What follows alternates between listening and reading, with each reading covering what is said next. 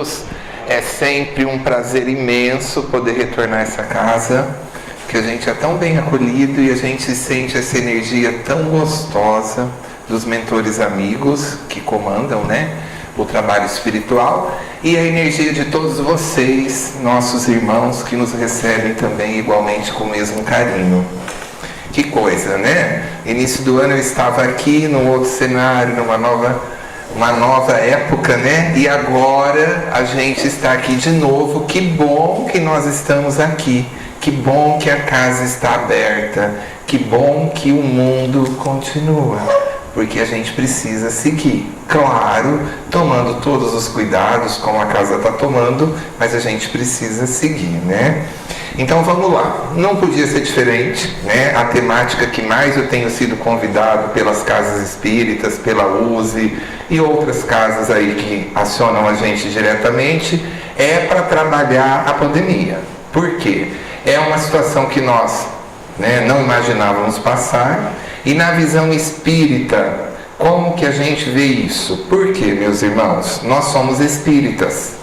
E a gente tem que tomar cuidado, porque nós somos questionados, por pessoas. E você que é espírita, como que você vê a pandemia? E a gente tem que saber responder isso daí. E a gente tem que responder o que a gente acha dentro do que é o embasamento da doutrina. Eu não posso falar o que eu acho no achômetro. A gente tem que buscar responder essa questão dentro de toda a literatura básica que codifica, o Espiritismo, essa doutrina maravilhosa. Então, o tema da nossa palestra é o mundo antes e depois da pandemia. E para isso nós precisamos começar a entender o que é a pandemia. O que é essa situação que nós estamos vivendo? Então a gente se pega em situações do tipo: ai meu Deus, que acabe logo isso, que venha logo a vacina, por quê? Porque nós estamos sofrendo. De alguma forma, tirou a nossa vida aquele modelo padrão que a gente tinha de poder abraçar. Nossa, que saudade do abraço, Eu que sou extremamente de toque, eu não atendo um paciente no meu consultório sem abraçar ele e a família inteira, na chegada e na saída. Imagina agora você ter que receber a pessoa e você não poder abraçar. Então, assim, isso é um dos fatores. Fora os outros, a sociabilização, reuniões, poder sair para ir tomar um café com um amigo, numa padaria. De repente, aí toda uma mudança que tira a gente de uma vida cotidiana que nós estávamos habituados. Então, a pandemia, ela veio para nos mostrar um monte de coisas e a gente precisa entender. E eu já vi situações, meus irmãos, de muitos colegas, que são de outras filosofias religiosas e até alguns irmãos que são da doutrina espírita, respondendo essa questão de uma forma diferente, como eu, Paulo, espírita, dentro de tudo que eu estudo, vejo, e de outros amigos, irmãos espíritas também veem.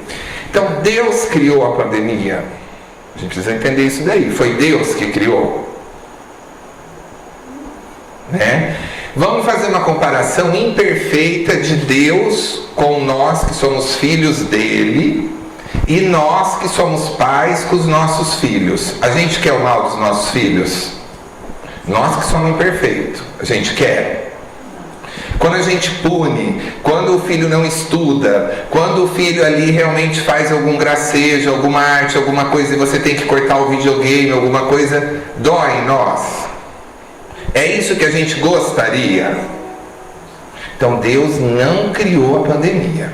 Nós não podemos fugir do princípio básico da doutrina espírita, que é a lei de ação e reação, plantio e colheita e livre-arbítrio. Então a pandemia foi permitida por Deus? Óbvio. Não cai uma folha de uma árvore sem a permissão do nosso mestre. Jamais. Ele sabia claro, ele sabe e acompanha todos os nossos passos e prevê pela sabedoria infinita, e toda a luminosidade do nosso Pai. Então ele vê. Porém, como sábio, ele criou as leis, ação e reação. E o livre-arbítrio. Se a gente faz mau uso do livre-arbítrio, e escolhe inadequadamente algumas ações, alguns plantios, nós inevitavelmente teremos as consequências e a colheita disso. Simples assim. Então existem normas e regras nessa lei, e se a gente infringir, nós vamos ter consequências. É igual uma faculdade, qualquer grau aí de nível estudantil, você tem lá o tanto de provas, o tanto de trabalhos, o tanto de presença. Se você infringiu alguma coisa daquela, estou faltando demais, não entreguei os trabalhos, não tirei nota, não estudei, o que vai acontecer com você? Recuperação, ou você vai fazer uma outra prova. Não deu a nota de novo? Beijinho, beijinho, você vai repetir o ano. Chorando, rindo, blasfemando, porque você não atingiu. A faculdade que é ruim, a faculdade é o professor que reprova o aluno, é o aluno que se reprova. Pelas ações que vão gerar reações, consequências, em virtude do mau uso do livre-arbítrio dele. Ele deveria ter se dedicado mais, ter entregue os trabalhos na data, ter estudado. Então eu gostaria muito, meus irmãos, que nós tivéssemos esse conhecimento muito claro. Tem muitos irmãos dizendo: Deus trouxe a pandemia para a nossa evolução, para o nosso crescimento. Não!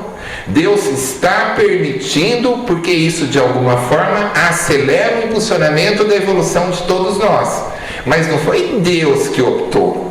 Na verdade, existem as leis criadas brilhantemente, impecavelmente por um ser sábio, e nós, vamos parar para pensar, gente, mundo antes da pandemia.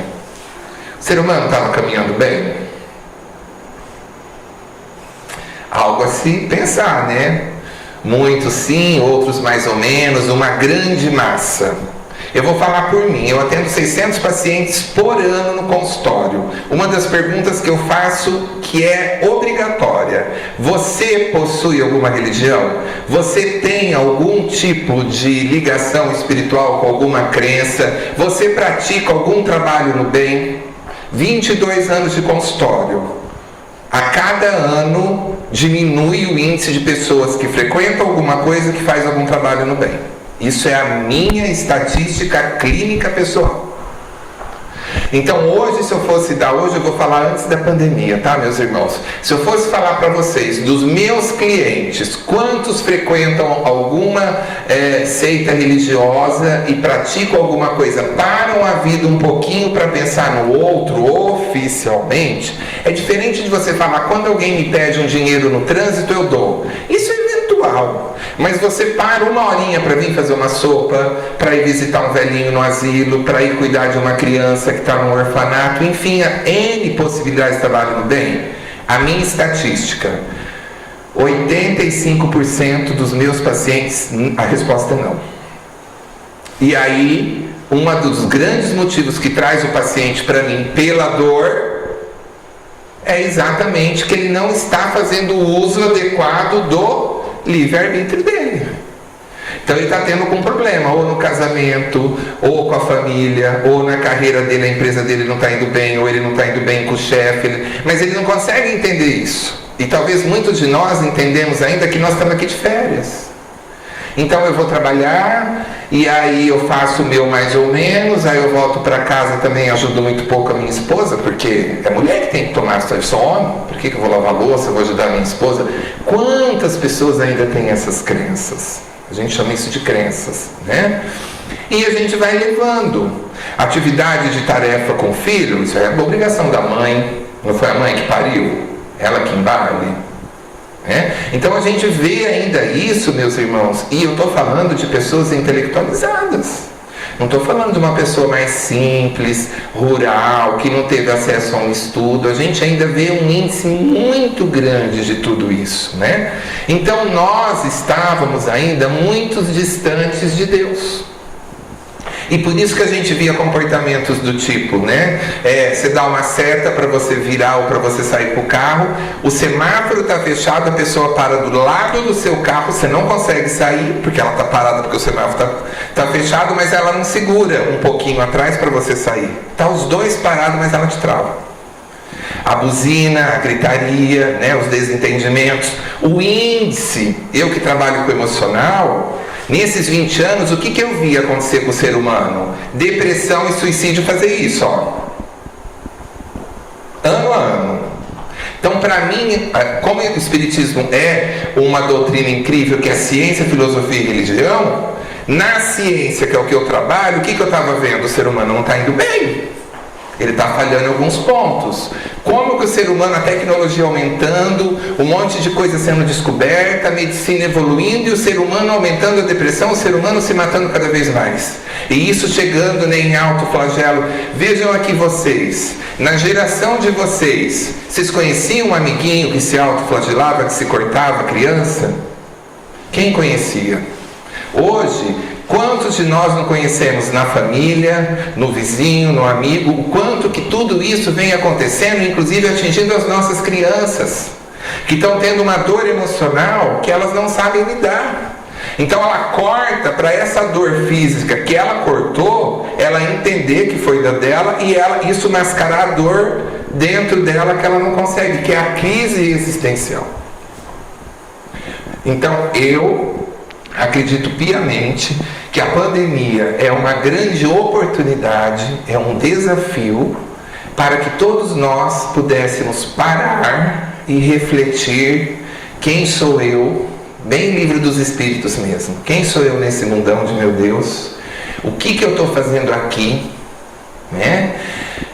Para onde eu vou? De onde eu vim? E como eu posso contribuir para a construção de um mundo melhor? A gente chama muito isso, no atendimento emocional, de deixar o meu legado.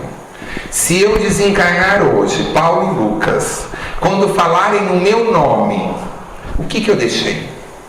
Nossa, ele foi um menino que só fez mal, ele era um menino briguento, ou não, ele era uma pessoa que ouvia, ele era uma pessoa que ajudava, ele era uma pessoa que ia no centro, uma pessoa que parava a vida dele para fazer caridade. O que eu estou trazendo para o mundo? E quando eu paro de olhar para mim, para minha dor, para as nossas dificuldades aqui existenciais, e eu vou fazer assistencialismo e olhar para a dor do meu irmão, eu cresço, eu aprendo muito com isso, e muitas vezes eu vejo que a minha dor era tão pequenininha e eu fazia tudo isso. Quando eu consigo entender com a minha humildade, trabalhando na minha humildade, que eu não sou ninguém, não importa a minha conta bancária, não importa a minha carreira, não importa o tamanho da minha casa ou do meu carro, existe um Deus acima de tudo, o nosso Pai, e eu tenho que prestar conta e me curvar a Ele e exercitar gratidão, humildade. Mas se eu ignoro tudo isso, eu ignoro o outro, ignoro o assistencialismo, ignoro a existência de Deus, ignoro um monte de coisa e eu acho que eu sou o bambambam e eu posso sair e pisar nas pessoas, e eu ir trabalhando nesse tipo de linha cronológica, racional, de atitude de vida, isso vai me trazer consequências diretamente da lei ação e reação. Então, meus irmãos, Deus não criou a pandemia. A pandemia foi um desafio que foi uma consequência, porque nós precisávamos de uma balançadinha para a gente aproveitar melhor esse processo reencarnatório abençoado, que está tão difícil reencarnar de lá para cá, e às vezes a gente estava vindo aqui ainda achando que a gente era alguma coisa. Então veio aí essa experiência que nós que provocamos. Quem é o responsável pela pandemia? Nós. Né? E isso nos faz um refletir, um repensar, né? Antes e depois da pandemia, como que estavam as famílias? Como que estavam os pais e os filhos? Nós já começamos a conversar aqui um pouquinho, né? Então é engraçado, gente, que eu gosto muito da minha palestra de trazer doutrina com realidade de cases reais. Então vamos levar para o consultório. O que eu vi no consultório dos casais? Nossa, eu vou falar uma coisa para você, viu, Dr. Paulo? Esposa. O meu marido é difícil, viu? Eu não suporto mais, eu quero me separar. Por quê? Por que seu marido é difícil? Porque ele é um cara que trabalha a semana inteira, ele chega no final de semana porque ele viaja, tem o serviço X, Y, ele viaja e aí ele chega em casa, ele não colabora, ele não pergunta como que foi a semana com as crianças, ele não faz uma atividade lúdica de brincar, ele não ajuda nem no final de semana a estudar para as provas, fazer uma tarefa, nada, tá tudo nas minhas costas. Eu estar casada com esse homem e estar solteira muda o quê? Ele não me ajuda em nada, ele é um marido e um pai ausente total. Então eu estou cansado, eu sinto falta de ter um companheiro, de dividir responsabilidade, blá. Então essa era a queixa dela. Pós-pandemia, essa pessoa está em tratamento comigo ainda. O que ela fala para mim? Pelo amor de Deus, que venha a vacina o quanto antes, porque eu não vejo a hora do meu marido voltar a viajar. Dr. Paulo, a pandemia vai acabar com o meu casamento. A pandemia está provocando a minha separação conjugal.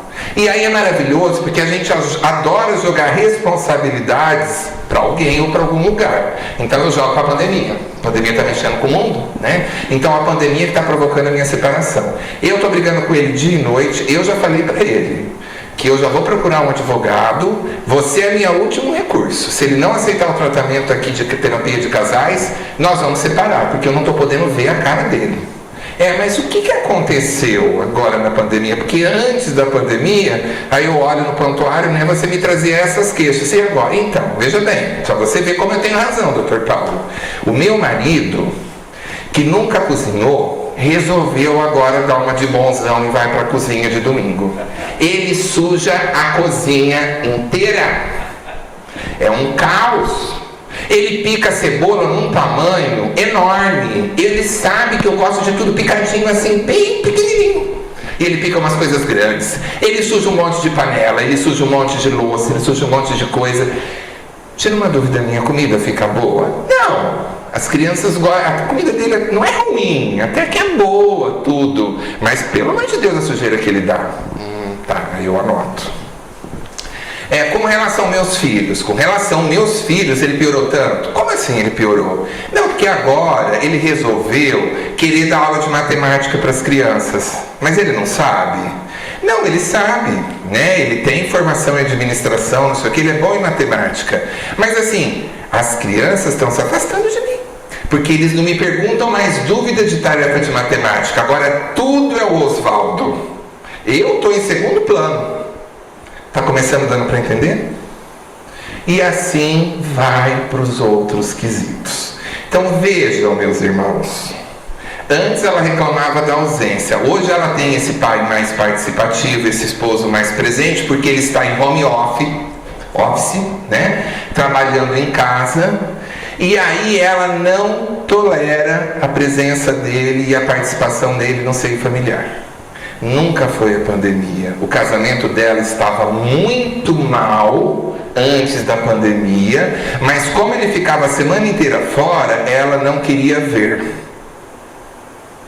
Quando vem a pandemia, os dois têm que se ver de frente e cruzar dentro da casa.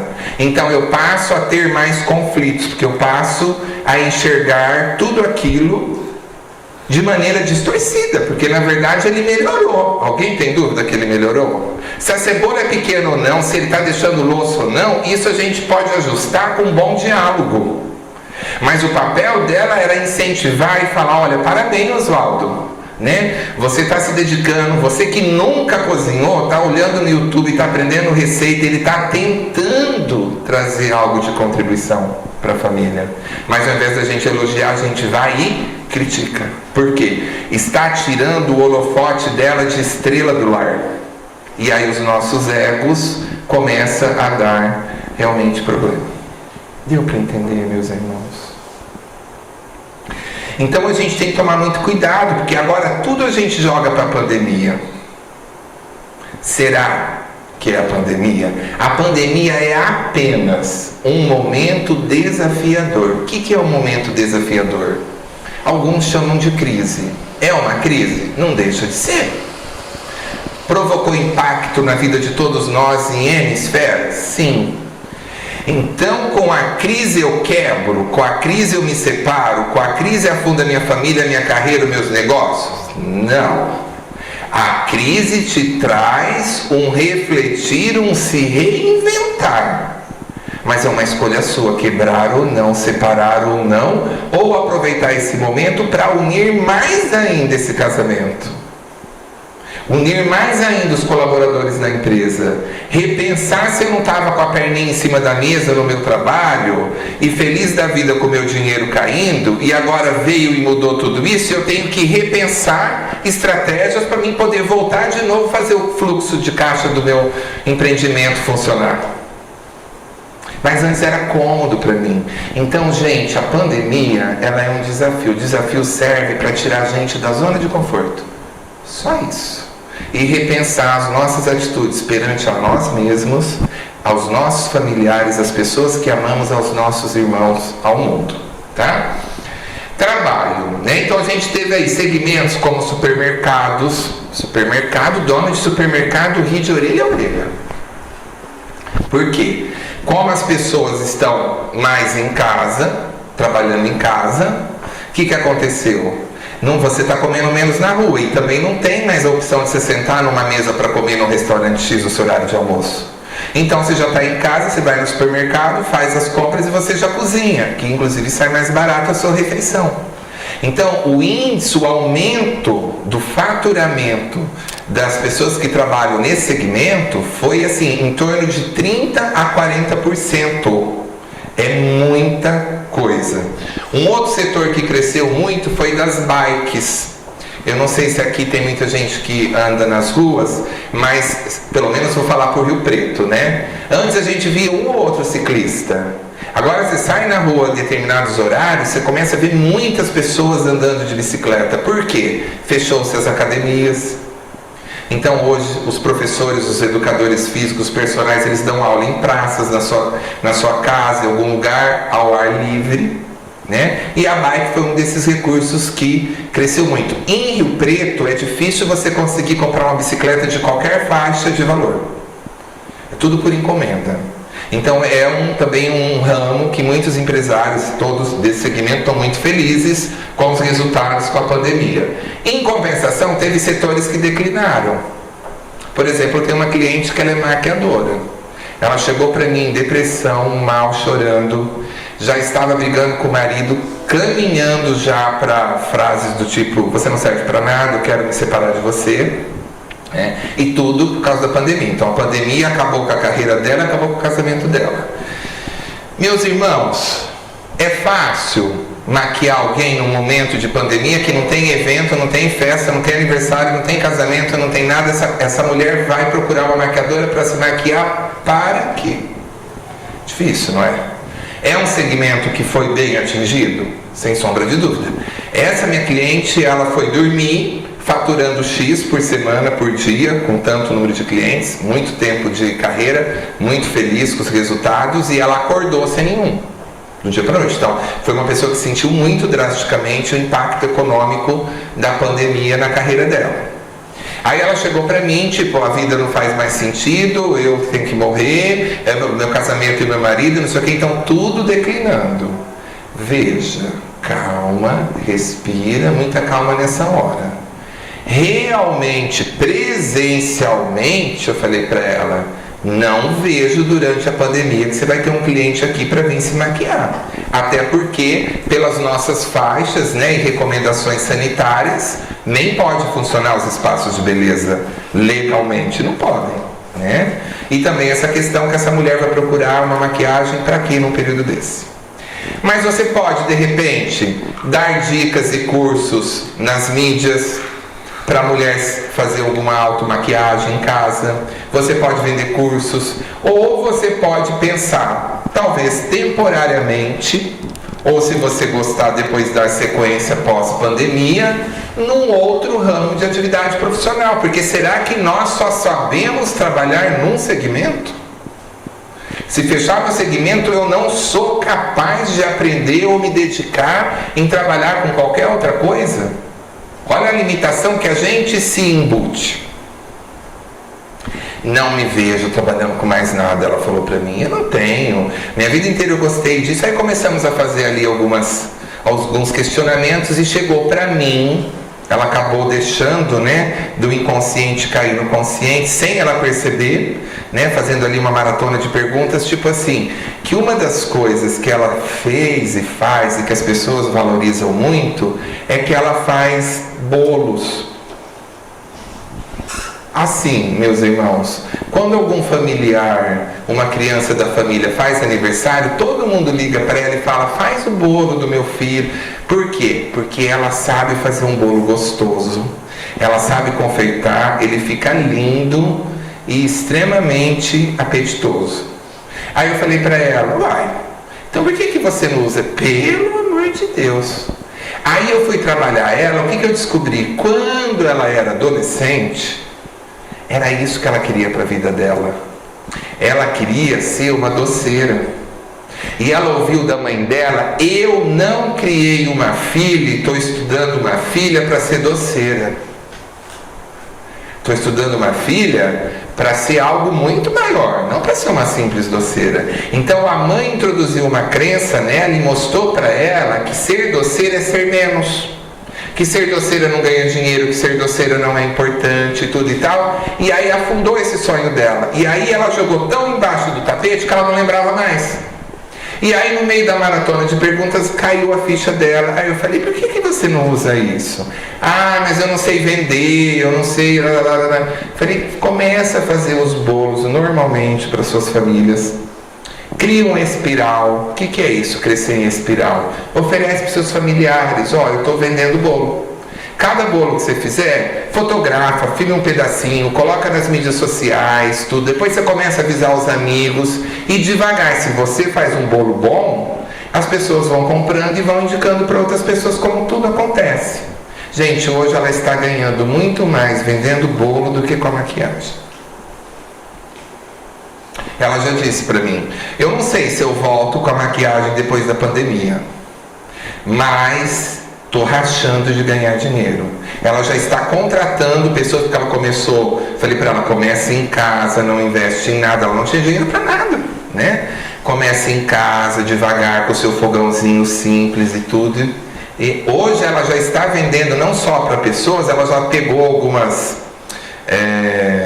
alguns segmentos que ela vende já direto para a empresa, entendeu? Então, ela está fazendo alguns bolos diferenciados. Aí ela já começou a ver uns cursos no YouTube, estudar, aprimorar algumas coisas, tudo. E o principal, ela resgatou essa paixão que estava escondida dentro dela. Nós somos filhos de Deus, nós temos milhões de talentos dentro de nós. Somos filhos do Criador. Mas às vezes a gente está cego e a gente não quer ver. Então aí eu fico sentado numa cadeira, a pandemia acabou com a minha empresa, acabou com o meu segmento, eu estou passando fome, eu estou mal, eu estou querendo me matar, a culpa é de quem? Da pandemia. Deu para entender? Casas espíritas. O que aconteceu com as casas espíritas? E todas aí as casas religiosas, a grande maioria, fechou. E a grande maioria ainda continua fechada, né? E aí? Gente, quando a gente fecha uma casa espírita, vamos falar do nosso segmento que somos espíritas. Quando a gente fecha uma casa espírita, vocês pararam para pensar quanta coisa a gente fecha junto? Todos os trabalhos, né? Porque nós espíritas entendemos que fora da caridade não há salvação. Então, as casas espíritas costumam ter uma linhagem imensa de possibilidades de frentes de trabalho. Sopa, atendimento fraterno, sessão mediúnica e por aí vai afora, tem atividade que não acaba mais. E aí? E aí que eu vi nas mídias sociais irmãos espíritas dando palestra. E aí que eu vi nas mídias sociais irmãos católicos rezando o terço em família. E quando eu comecei a ver eles no início da pandemia, tinha 2 acompanhando. Semana passada tinha 250. Então fechou às vezes o recurso físico da casa e abriu casas focadas em Jesus dentro do lar das pessoas, de algumas pessoas. Mas talvez tenha algumas pessoas que não vão na casa religiosa que ela frequentava porque está fechada, mas ela também não ora em casa, ela também não passa algo de bom para os outros, ela fica ali também na zona de conforto dela. Outras pessoas estão fazendo isso, né? Que mais de casa espírita? Nós que somos moradores e a gente roda, né, um raio legal aí de casas e oportunidades, a gente vai em casas enormes tem 500, 600 pessoas na plateia, que vão pegar aí uma casa bem grande em Rio Preto, por exemplo, o Allan Kardec. Ele é uma casa que ele funciona praticamente todos os dias. Se eu não me engano, é só de sábado que não tem palestra. Então tinha palestra todos os dias, de segunda a domingo, menos de sábado. Então cada dia tinha uma equipe no passe, uma equipe para dar a mensagem, uma equipe para cuidar disso, daquilo, fora os estudos, fora os trabalhos mediúnicos e tudo e tal. Você imagina quantas equipes trabalhando. E inclusive eles têm um recurso de tecnologia muito forte. Então eles têm lá os equipamentos de filmagem, então eles filmam em tempo real, você assiste em tempo real, sobem para o YouTube, no canal da casa, tudo. E tinha casas espíritas que não tinha nenhuma lousa que eu dava palestra. Eu já dei palestras em casas espíritas que o piso era terra. E nem por isso a casa é menos importante ou tem uma vibração inferior. É uma casa simplesinha, que está começando, pequenininha, mas com trabalhadores, médiuns e pessoas extremamente do bem e uma energia incrível. E eu ia com muito orgulho palestrar lá a mesma palestra que eu dou para uma casa de 600 pessoas. Porque um bom orador, ele não pode mudar a palestra dele ou o tempo de palestra. Eu me lembro que nessa casa que eu estou dando o exemplo, numa ocasião, uma das responsáveis, ela falou para mim assim: nossa, o senhor deu 50 minutos de palestra? Eu falei: por que? Me perdoe, eu passei muito. Ela falou: não, a gente dá mesmo de 50 a 60 minutos, mas todo orador que vem aqui não fica 20. Então o orador chega, ele vê 6 pessoas na plateia, um lugar muito humilde, ele não conhece, ele fala: não vou ficar perdendo meu tempo aqui. Muito triste. Primeiro lugar, porque não existe melhor ou pior. Segundo lugar, quantos desencarnados estão aqui agora? Né? Então talvez esse orador ainda não entendeu a nobre missão de levar a palavra de Jesus numa casa, né? Então a gente tem que dar a mesma palestra e com o mesmo amor, a mesma oportunidade de todas. Então muitas casas espíritas estão hoje, que não faziam isso, estão filmando. Muitas casas espíritas que estão fechadas estão me convidando para dar palestra da minha casa com o link deles, e está normal as palestras acontecendo online.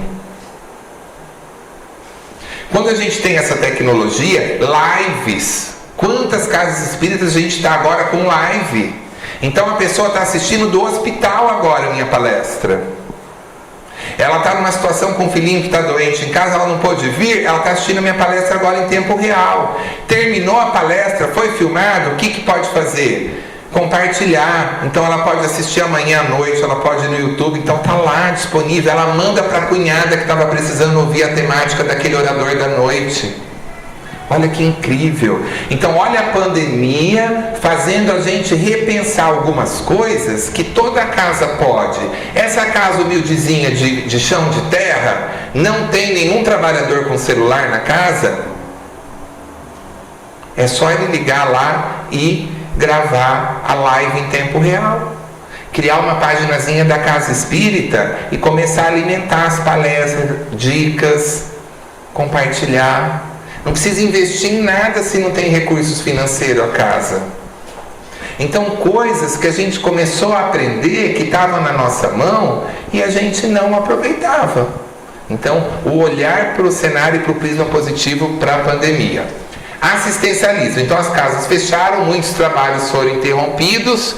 E como que eu faço? Como que eu espírita faço no momento desse? Bom, férias, né? Minha casa que eu trabalho, que eu fazia tal e tal função, fechou. Então férias. Eu trabalho no meu trabalho profissional e depois nos outros horários que eu me dedicava à caridade, agora eu fico com a perninha para cima na minha casa. Será que é isso? A gente precisa pensar, como que eu posso ajudar? Um exemplo de caridade incrível. A gente tem 2 ouvidos e uma boca. Vamos ouvir nossos irmãos que estão desequilibrados no momento da pandemia. Vamos ligar para as pessoas que a gente vê que está sumida. Como que você está, Isaura? Como que você está, Leonardo? Você precisa de alguma coisa? Está tudo bem com a sua família? Às vezes essa pessoa perdeu um ente querido com Covid. Às vezes essa pessoa ela é um grupo de risco e ela está... Tem pessoas que estão trancafiadas em casa desde o início que surgiu a pandemia. Imagine o emocional dessas pessoas.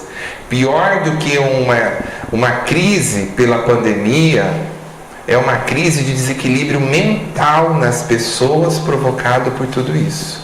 E eu, você, todos nós podemos... Ah, mas eu não sou um especialista da área. Não precisa ser. A pessoa que faz atendimento fraterno no centro, ela tem que ser um psicólogo, um psiquiatra, um coach? Ela tem que ter amor no coração e 2 ouvidos para querer ouvir na essência, porque só de falar é terapêutico. Quando a gente põe os 2 ouvidinhos e deixa a pessoa sentar e falar, mesmo que ela queira se vitimizar, não tem problema, deixa ela falar.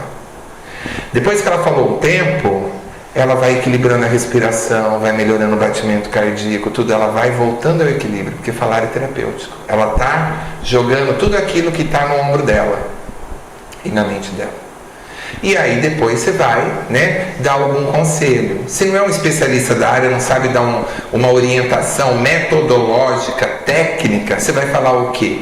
Calma, meu irmão, tá tudo sob o comando de Deus, tudo passa, vai dar tudo certo.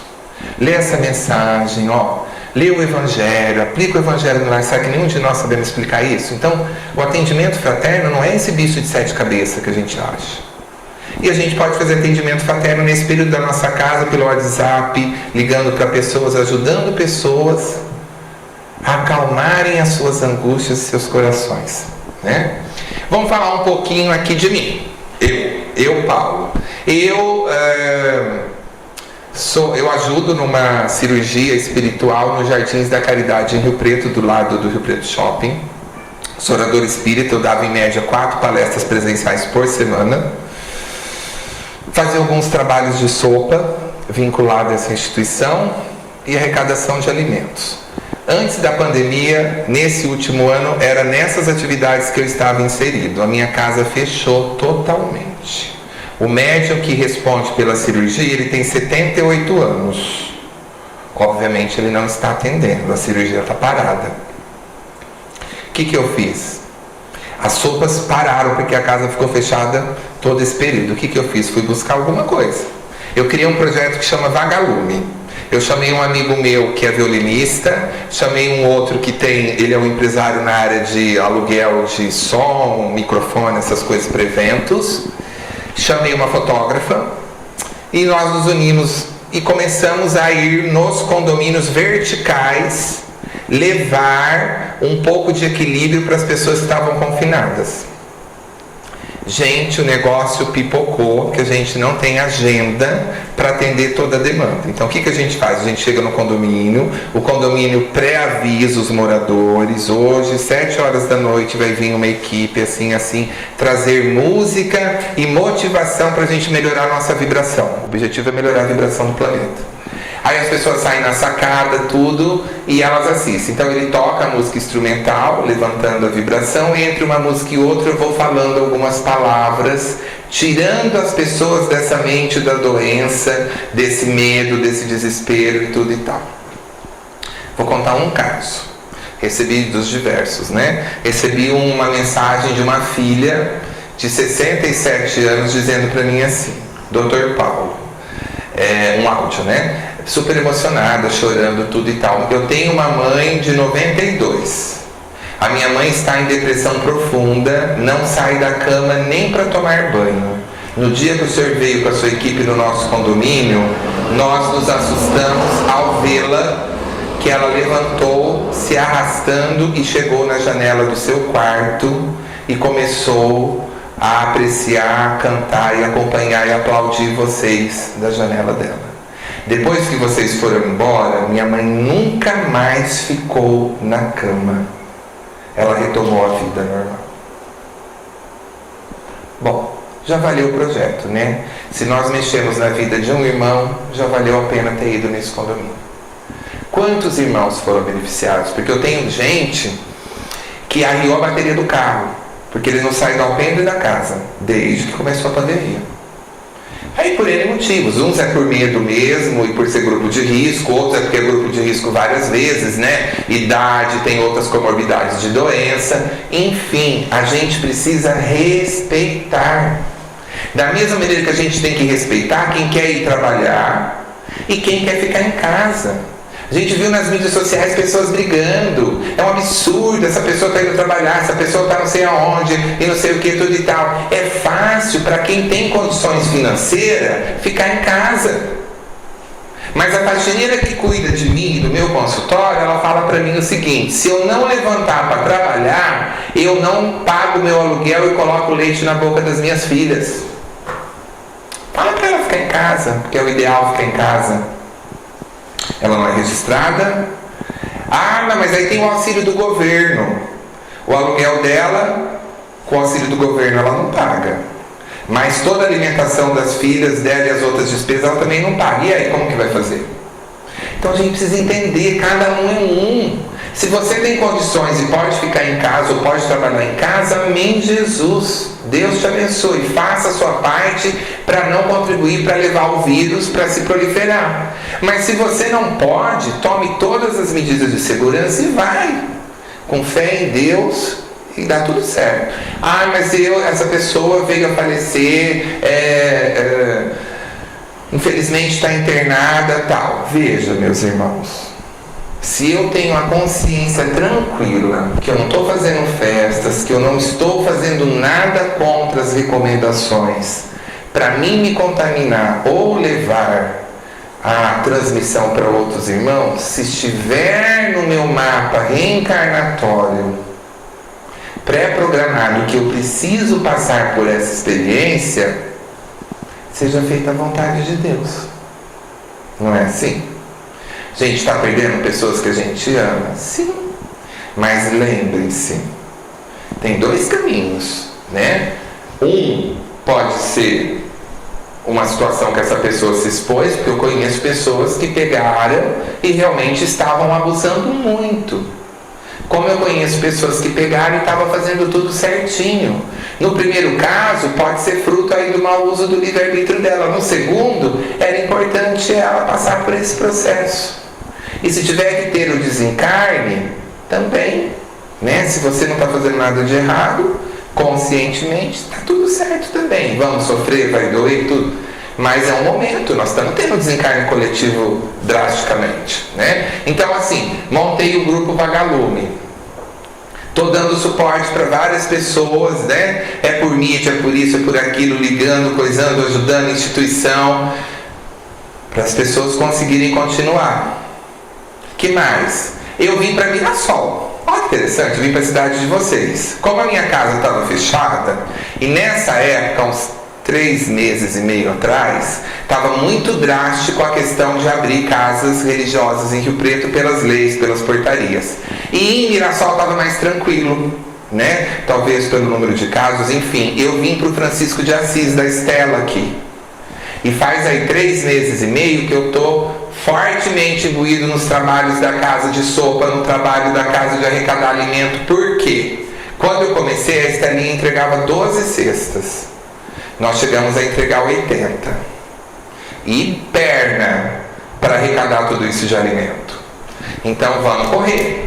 E vamos correr, e vamos pedir ajuda para amigo, e para cá, e vamos fazer campanha, e vamos não sei o quê. Por quê? Porque ela tinha uma casa, não sei se vocês conhecem o Francisco de Assis daqui, é um lugar muito aberto, né, gente? Então ali eles têm o privilégio de ter uma estrutura física que é muito tranquilo para você trabalhar dentro das normas, porque o salão dela é aberto, né? Tanto que ela não tem ar-condicionado, venta de um lado para o outro e ela tem os ventiladores, né? Então isso também facilitou a não interromper. O número de pessoas passando fome, eu sou testemunha vivo. A gente prepara sopas e a gente coloca em aquelas bandejas, aquelas vasilhas, né, de isopor.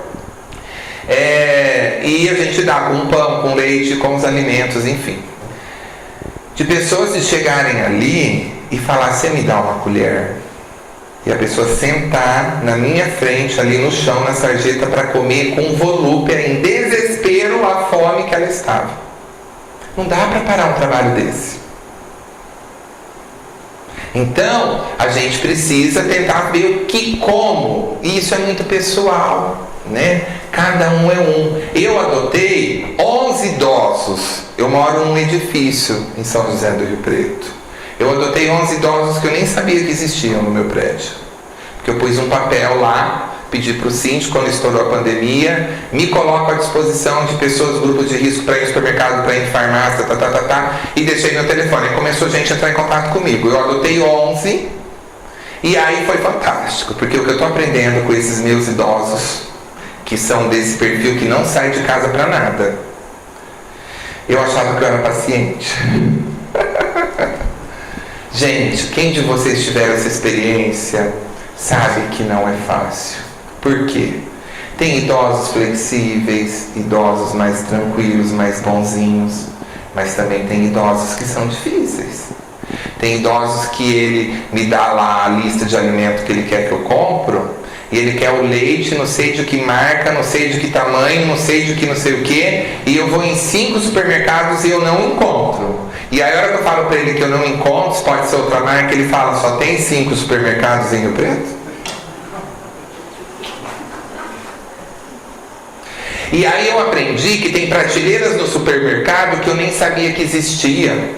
Porque eu precisei aprender a comprar aveia, aprender a comprar ali algumas farinhas que eles tomam, algumas coisas que tem vários tipos de grão. Então a primeira vez que eu comprei, comprei, não, eu não como esse grão grande, eu como médio, não sei das quantas, eu tive que ir lá trocar.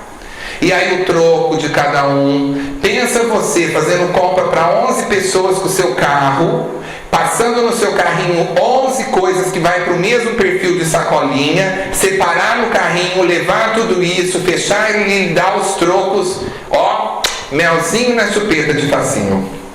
Recomendo. Aí eu falei, meu Deus, gratidão por eu ter tido esse insight de algum mentor de luz ter me soprado para mim me propor a fazer isso. Em primeiro lugar, porque junto com os alimentos, eu conversava um pouquinho com esses velhinhos, com esses idosos, e eu podia acalmar um pouco da angústia deles. Porque muitos, nem os filhos recebia por medo, e muitos, nem os filhos iam antes da pandemia, imagine agora. Moravam ali abandonados, literalmente. Então, quanta coisa eu estou aprendendo nessa pandemia, gente. É uma coisa, assim, bárbara. Qual o sentimento que nós temos que ter com a pandemia?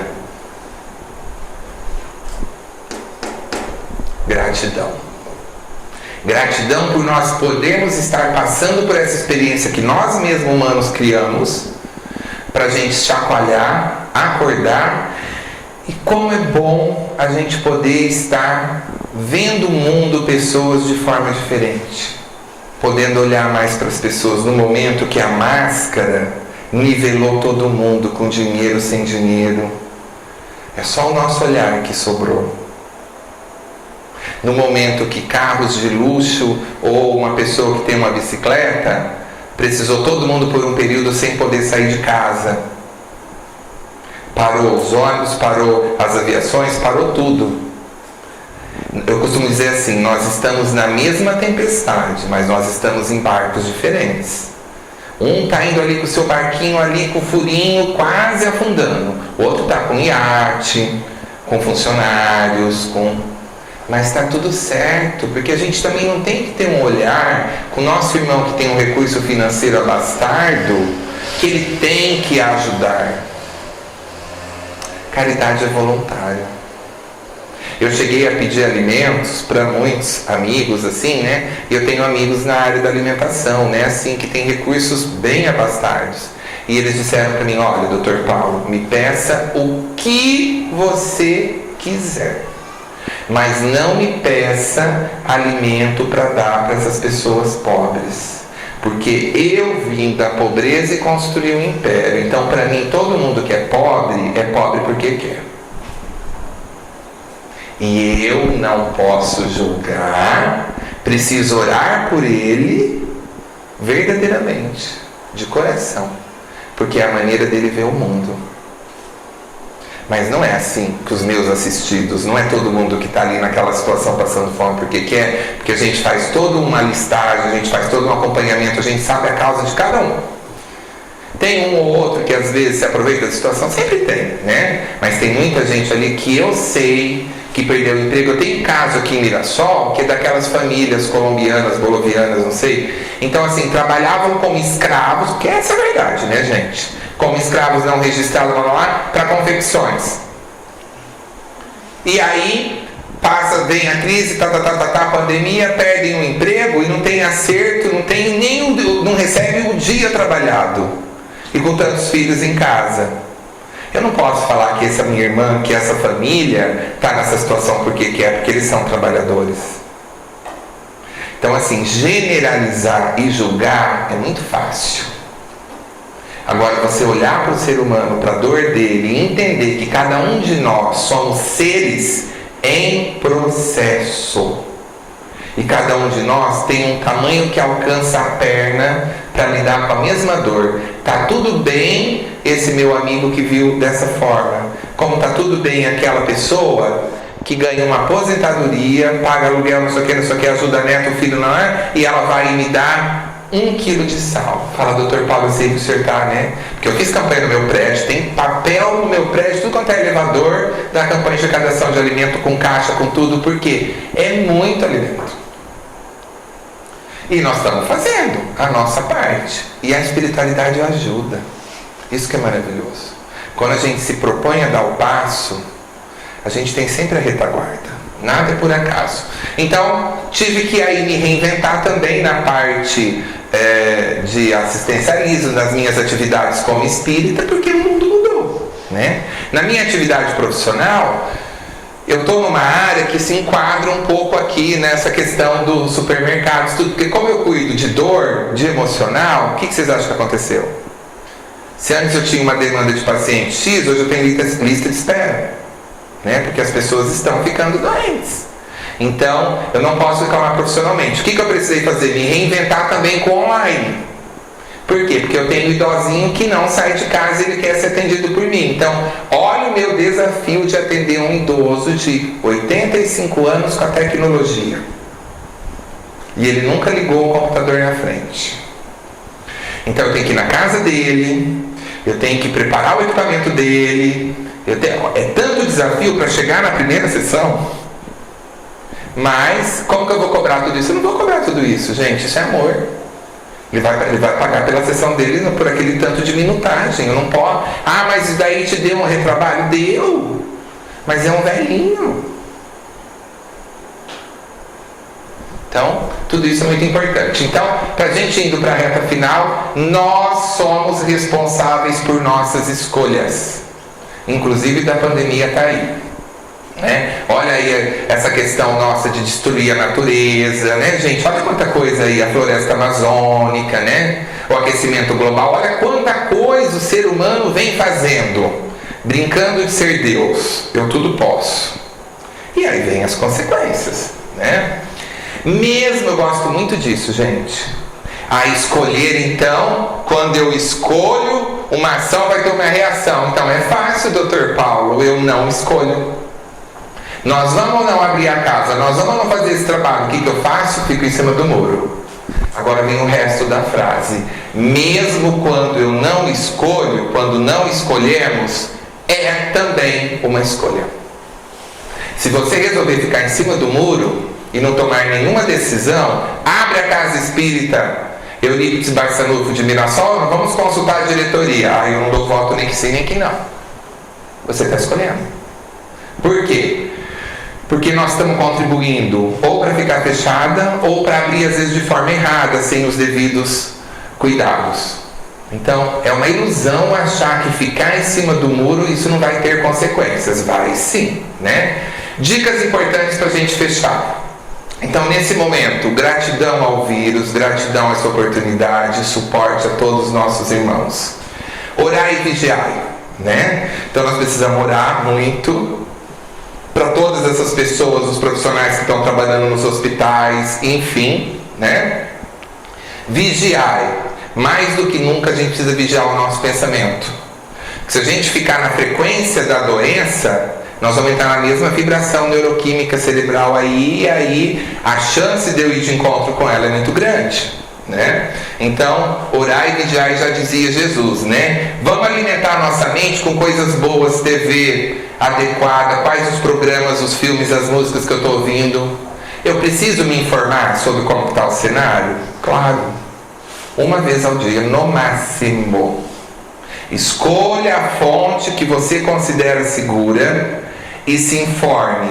Preferencialmente, não é para se informar na hora que você acorda e nem antes de dormir, para você não comprometer o seu comportamento diário.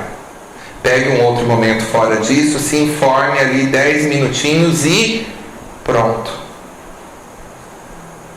Porque tem pessoas que ficam o dia inteiro assistindo isso. Inevitavelmente, gente, existem mídias e programas sensacionalistas. Então essa pessoa, ela está já muito doente, porque ela só vê isso, ela só ouve isso, ela só fala disso, o que é pior, ela vai desequilibrando outras pessoas, né? Então alimentar a mente é muito importante. Uma mente forte, eu tenho uma vibração elevada, mental, que vai me dar o aumento de saúde. Quando eu tenho medo, né? Quando eu estou em desequilíbrio, eu aumento o hormônio cortisol, que vai me levar a queda na vibração, queda na imunidade e aumento do surgimento de doenças. Quando a gente pega um paciente que chega em desequilíbrio e está sintomatizando várias doenças, você vai ver essa cascata que está acontecendo com ele. Tudo começa e termina pela mente. Por isso o poder da mente. Por isso o poder da palavra. Por isso que a gente tem que usar muito bem essa maquinaria aqui corpórea, para a gente ficar bem e dessa forma a gente poder ajudar as pessoas a ficarem bem também, né? Então é isso, meus irmãos. Eu espero ter podido contribuir um pouquinho na noite de hoje para a gente entender esse momento desafiador que o mundo passa e como que nós espíritas devemos nos comportar e como que nós podemos cuidar de nós, das pessoas que amamos e ajudar os nossos irmãos, companheiros de jornada que às vezes estão em barcos, que estão afundando e precisam muito que a gente ajude eles a sobreviver para que a gente possa chegar do outro lado do rio. Que Jesus abençoe e ilumine muito todos nós e que a gente possa continuar firmes, fortes e que possamos sair pós-pandemia muito mais fortes e com um novo ser humano vivendo dentro de nós. Que a gente possa ser criaturas melhores do que éramos antes da pandemia. Esse é meu desejo sincero. Gratidão.